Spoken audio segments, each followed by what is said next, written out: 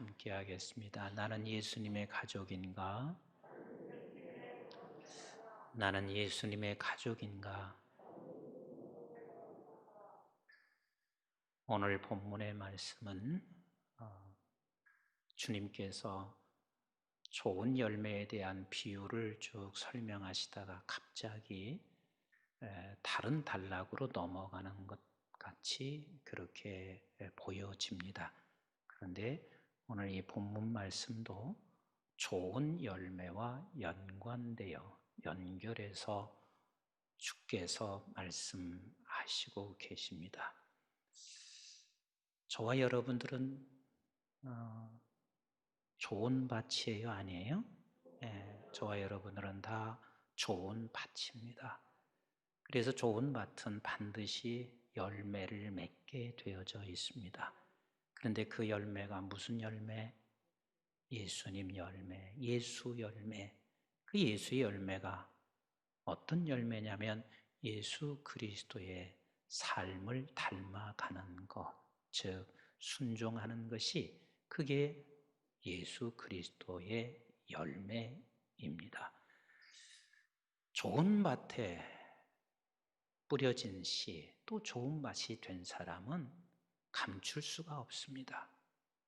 누구나 할 것 없이 반드시 좋은 밭이 된 사람은 이 열매를 맺어갑니다. 그래서 등불을 켜서 결코 상 아래 두지 않는다는 말씀을 이어서 말씀하시고, 또 이 열매는 반드시 많이 열매를 맺어간다라고 말씀하시고 계십니다.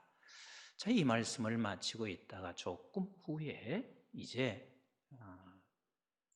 예수님의 어머니와 예수님의 동생들이 예수 그리스도에게 찾아왔습니다. 주님이 사역에 바쁘시고 이곳저곳 다니시다 보니까 어머니와 동생들이 볼 기회가 없었을 것입니다. 그래서 예수님 앞에 왔습니다. 어떤 사람이 예수님에게 와서 이렇게 말했습니다. 당신의 어머니와 당신의 동생들이 예수님을 찾으러 왔습니다.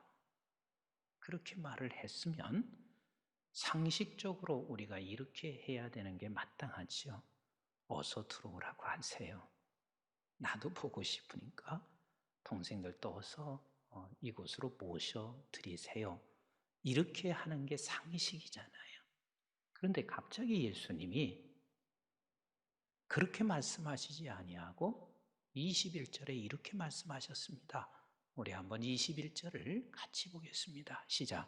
예수께서 대답하여 이르시되 내 어머니와 내 동생은 곧 하나님의 말씀을 듣고 행하는 이 사람들이라 하시니라. 어찌 이렇게 예수님이 말씀하시는 것 같습니다. 내 어머니가 누구냐? 그리고 내 형제들이 누구냐?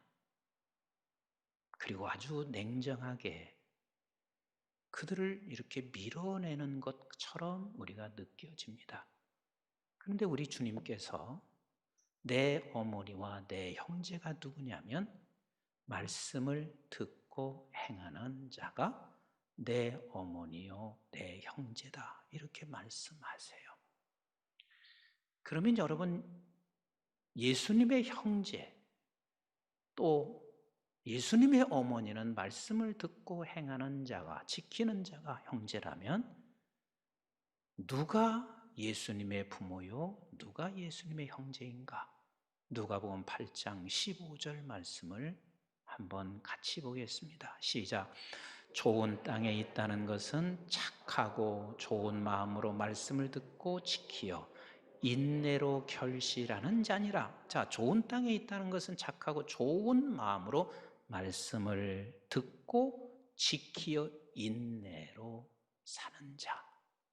다시 말하면 좋은 땅이 곧 누구냐면 하나님의 말씀을 듣고 지키는 자. 그래서 좋은 땅 된 저와 여러분들은 다 누구냐면 예수 그리스도의 형제요 어머니라 라는 말씀을 지금 하시고 계십니다. 그래서 내가 좋은 땅 된 사람은 이제 예수 그리스도 안에서 우리가 가족이 됐음을 선언하고 있는데 굉장히 어마어마한 선언입니다. 왜? 당시에 저 사람들은 가족 그러면 이렇게만 생각하고 있었거든요. 부부가 중심이 돼서 거기서 아들과 딸들 낳고 손주를 낳습니다. 그래서 이 혈연으로 맺어진 집단, 이 공동체가 내 가족이었습니다.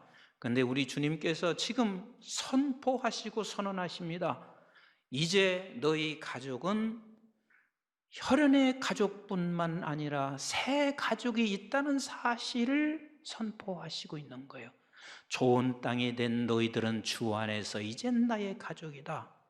그래서 지금 여기서 주께서 말씀하시는 것은 혈연의 가족을 등한히 하거나 혈연의 가족을 뒤로 하라는 말이 아니라 이제는 너희들에게 새로운 공동체와 새로운 가족이 생겼다는 사실을 지금 선포해 주고 있는 거예요.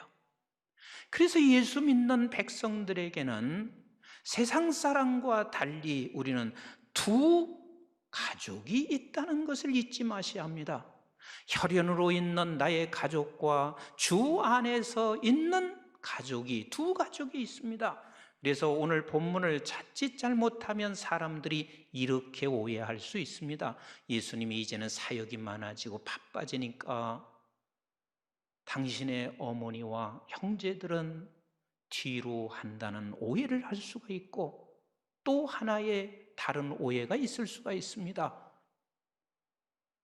예수님이 말씀하신 것은 새로운 가족, 믿음의 공동체 안에 가족이 있으니 이제는 혈연의 가정은 뒤로 하고 우선되는 것이 하나님의 가족이라고 하는 것을 말씀하시는 것으로 오해할 수가 있습니다.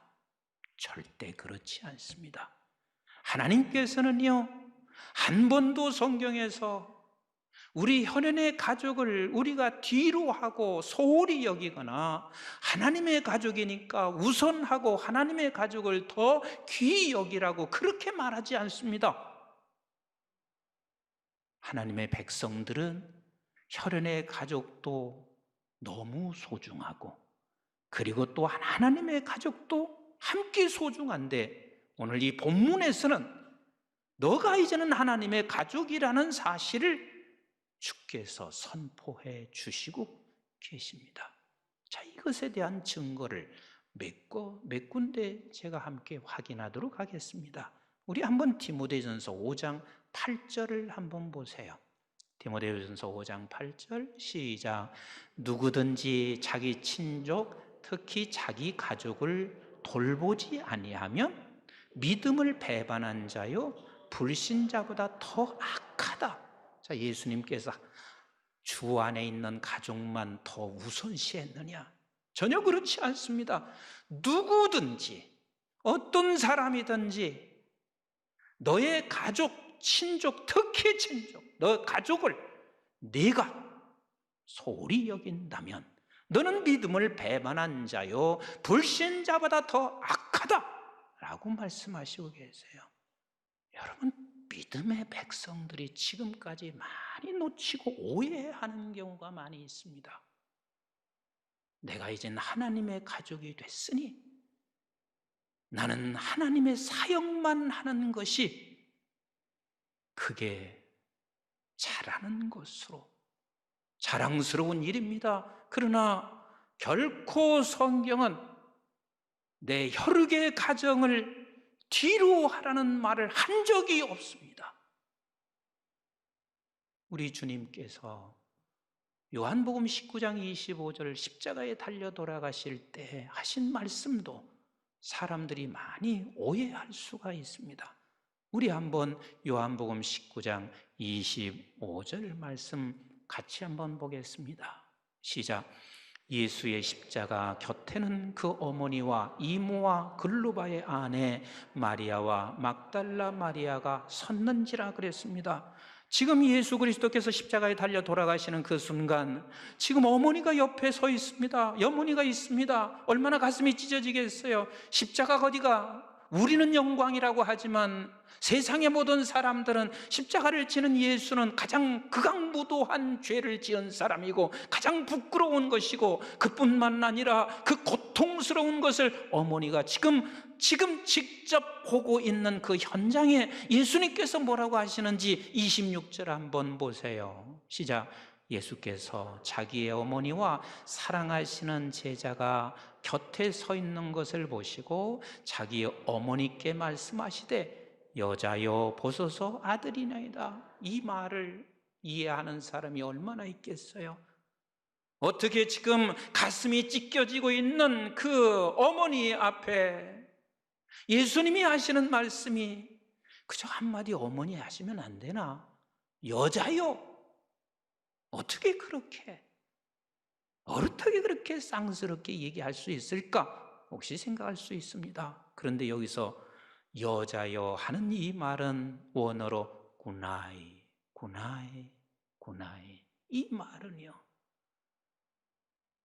왕가의 여인들에게 붙여주는 최고의 존칭입니다. 예수님께서는 지금 십자가에 달려 죽으시면서 어머니를 바라보며 이렇게 말씀하시고 있는 거예요. 어머니, 너무 가슴 아파하지 마시라. 당신은 이제 왕의 가문이시다. 당신은 왕후요 왕가의 식구라 라고 말씀하시고, 그리고 27절에 주께서 이렇게 말씀하세요. 시작. 또 그 제자가 이르시되 보라 내 어머니라. 여기서 보세요. 내 어머니라. 지금 주님은 말씀하시고 있습니다. 지금 혈육의 어머니도 함께 말하고 있지만 또 이제는 왕가가 된 내가 십자가에 죽는 것은 이제 하나님의 한 왕가의 가정이 된 왕같은 제사장 된 이런 왕가의 가정이니 이제는 너의 어머니이기도 하다라는 말씀을 하시고, 그것을 말씀하신 후에 제자들이 자기 집에서 어머니를 모시고 있습니다. 그뿐인가요? 에베소 6장 2절로 4절은 뭐라고 말씀하시는지 한번 보세요. 시작. 내 아버지와 어머니를 공경하라. 이것은 약속 있는 첫 계명이니 이로써 내가 잘되고 땅에서 장수하리라. 또 아비들아, 너의 자녀를 노엽게 하지 말고 오직 주의 교훈과 훈계로 양육하라. 여러분들이 꼭 기억하셔야 할 일이 있습니다.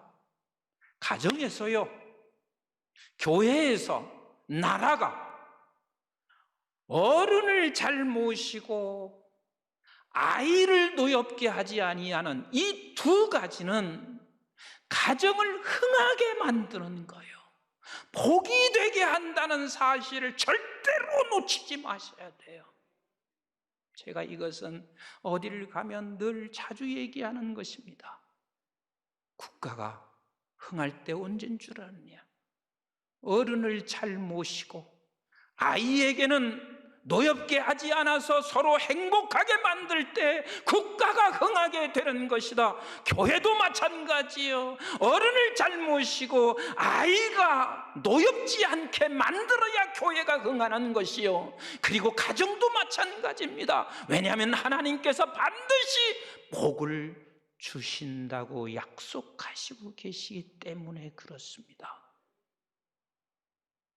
이렇게 주님께서는요, 절대로 우리의 혈육의 가정을 외면한 적이 없어요. 혈육의 가정을 하나님의 사역을 위해서 네가 뒷전으로 하란 적이 결코 없으십니다. 우리는 늘 기억하셔야 할 게 있습니다. 하나님의 사람은요, 하나님의 사역 때문에 가정에 고통을 주어서는 안 되고, 하나님의 사람은 내가 가정이 하나님의 사역에 방해가 돼서 해서는 안 되고, 그러면 여러분들이 이렇게 말씀하실 거예요. 목사님, 그게 가능합니까? 하나님께서 그렇게 가능케 만드시기 때문에 우리는 그것을 가능하다고 믿고 하나님이 말씀하신 대로 기도하며 주여 나에게 지혜 주세요, 이 둘을 다 감당할 수 있게 하여 주시옵소서, 하나님 능력과 지혜를 주시옵소서. 그래서 여러분들이 둘을 잘 감당할 때 하나님께서는 반드시 흥하게 하시는 귀한 은혜를 여러분들이 맛보게 하실 거예요. 이 어마어마한 선언을 오늘 주님께서 우리에게 말씀하시고 계세요. 마태복음 14장에 보면 1절에서부터 12절까지 아니 갑자기 세례 요한이 비참하게 죽습니다. 아니 세례 요한이 비참하게 죽는 것을 이 성경 속에 굳이 그걸 넣어야 할 이유가 뭐가 있나 사람들이 생각할 수가 있습니다. 근데 세례 요한이 누구예요? 자기 욕심 차렸나요?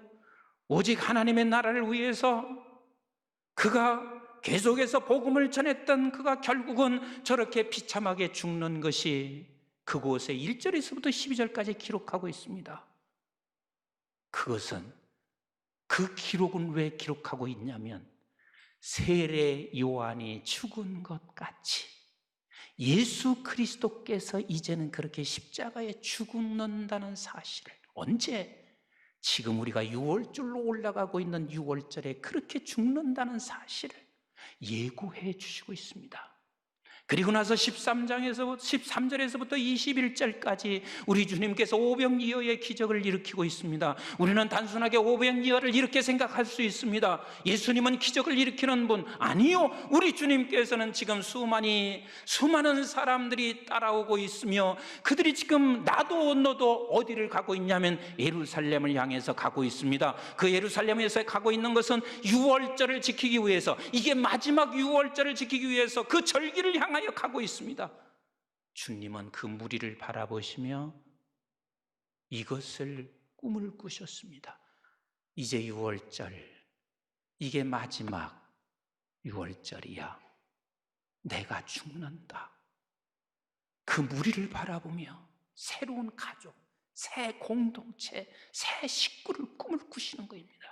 그리고 저들에게 지금 떡을 나누어주고 있는 것은 그들에게 이제는 내가 새로운 공동체, 새 가족을 향하여 내가 이제는 영원한 영생의 떡, 그리고 말씀의 떡, 그 만나를 너희들에게 나누어 줄 것이며, 그리고 너희들이 나와 같은 신분의 자리에서 내 손에 올려져 있는 너희들을 통하여 세계 열방까지 하나님의 생명의 떡을 나누어줄 가족이 될 것을 주님께서는 지금 꿈을 꾸시고 오병이어의 기적을 일으키시고 계신 주님이십니다. 여러분 꼭 기억하세요. 하나님의 사람은 하나님의 사역하는 게 자랑스러운 일이지만 그 하나님의 사역 때문에 내 가족을 고통스럽게 하는 게 아닙니다. 또 내 가족 때문에 하나님의 사역을 방해하게 해서 되는 것도 아닙니다. 우리는 이 두 가지를 지혜롭게 감당할 때 우리는 이 혈육의 가정조차도 가볍게 감당할 수 있도록 하나님이 은혜를 베풀어 주신다는 사실을 놓치지 마셔야 합니다. 그래서 우리는 혈육의 가정이나 주 안에 가정된 가족된 우리는 반드시 이 5가지를 놓치지 마셔야 합니다. 데살로니가전서 5장 12절 13절을 같이 보세요. 시작. 형제들아, 우리가 너에게 구하노니 너희 가운데서 수고하고 주 안에서 너희를 다스리며 고난한 자들을 너희가 알고, 이게 가족이 된 사람을 말하고 있습니다. 13절 시작. 그들의 역사로 말미암아 사랑 안에서 가장 귀히 여기며 너희끼리 화목하라. 첫째는 뭐냐면 가족은 가장 귀히 여겨야 합니다. 가장 미련한 게요, 혈육의 가정을 귀히 여기지 못하는 거예요. 가장 어리석은 게 하나님의 가족을 귀히 여기지 못하고 도려내는 거예요. 이게 얼마나 어리석은지 모릅니다. 혈육의 가정과 하나님의 가족 한 사람 한 사람은 우리에게 있어서 가장 귀하다는 사실을 놓치지 마셔야 합니다. 그리고 두 번째는 화목한 겁니다. 화목한 거예요. 그래서 혈육의 가정이나 하나님의 가정은 언제나 화목해야만 합니다. 그리고 세 번째, 우리 14절 말씀 같이 읽어봅니다. 시작. 또 형제들아, 너희를 권면하노니 게으른 자들을 권계하며 마음이 약한 자들을 격려하고 힘이 없는 자들을 붙들어 주며 모든 사람에게 오래 참으라. 세 번째는 사람을, 내 가족을 세워주는 것입니다. 참 재밌게 말했습니다. 너 권면해라, 또 권계해라 라고 말하고 있습니다. 이 말에 두 가지를 같이 합하면 네가 잘 타이르고 네가 먼저 본이 돼서 사람을 세워줘라. 가족은 세워주는 거예요.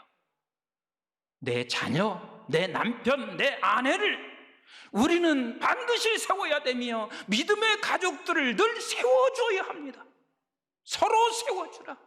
그리고 말합니다. 네 번째, 오래 참으라. 오래 참으라. 여러분 60대나 70대가 30대, 40대를 보면 답답하지요. 그런데 여러분들이 한번 돌이켜 보세요. 내가 30대 있을 때 그렇게 답답했습니다. 60대 중반인 나도 지금도 철을 들어가고 있습니다. 계속해서 깨달아가고 있습니다. 기다려줘야 돼요.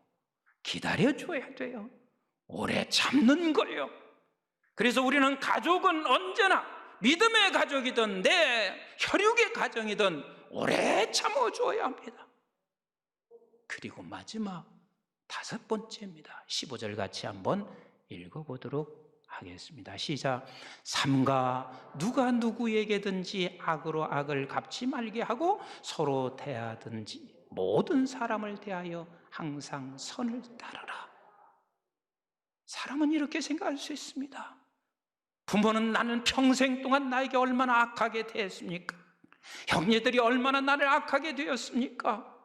그래서 우리가 그 형제와 부모에게 악하게 대하는 것을 하나님이 원치 아니하시고 믿음의 백성들 속에서 우리에게 얼마나 악하게 대하는 사람도 얼마든지 있을 수 있습니다. 그런데 너희 가족들아, 너는 악을 악으로 대하지 말고 반드시 선으로 대하라. 선으로 대하라. 이것이 혈육을 가지고 있는 가족이기도 하며 그리고 또한 하나님의 가족이다. 그런데 여러분, 선으로 대하면 자존심 상해. 견딜 수 없어. 근데 하나님이 선으로 대하라고 하실 때 여러분, 하나님 앞에 기도하고 부르짖어서라도 하세요. 하나님이 여러분들을 반드시 복되게 하실 것입니다. 내가 선으로 대할 때 하나님은 놀라운 은혜와 복을 여러분들의 가정과 교회와 이 민족에게 허락해 주십니다. 말씀 정리하겠습니다. 하나님의 사람은 사역하는 게 자랑스러운 일이지만 그러나 가정을 고통스럽게 만들지 않습니다. 또 하나님의 사람은 내 가정이 하나님의 사역을 방해해서도 안 됩니다. 우리는 둘을 다 잘 감당하고 어떤 게 우위가 있는 것이 아니라 똑같이 우리는 잘 감당하는 그런 저와 여러분들이 되시는, 우리는 예수님의 가족이고 또 여러분들의 혈육의 가정을 충실하게 감당하여 여러분들의 가정도 복이 되고 교회도 복이 되고 하나님의 이 나라, 이 민족이 복이 되는 우리 모두가 되시기를 주님의 이름으로 축복합니다. 기도하겠습니다.